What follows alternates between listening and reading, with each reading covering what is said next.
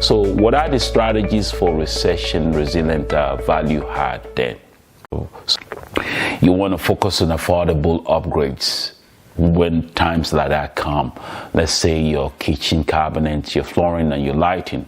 Avoid incorporating over luxurious properties and working class areas when you're renovating, just to keep occupancy high, by maintaining even strong aspect of service. Also too, you want to keep your occupancy high. Diversify your tenant base. Actually, you want to diversify that, not depending on one aspect of employee or industry. So what you want to look out for is look at your sponsor's discipline. Are they conservative in their underwriting? Healthy cash reserve in terms of when it comes to reserving reservations in cash. Now let's talk about investors' perspective. As investors, what are the perspective we must carry in times like this?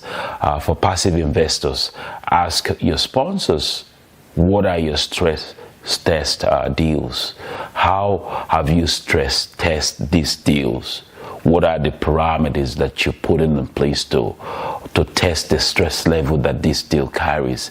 Another question you might ask is, what happens if rents growth slows down than what is projected? Because when you underwrite, you project. Do they have reserves for downturns in institutions like that? Are they buying in markets with strong job diversity?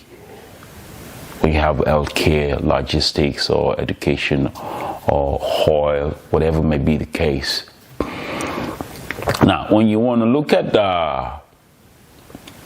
physicians and professionals thinking in that light, think of this like checking a patient. I'm illustrating right now.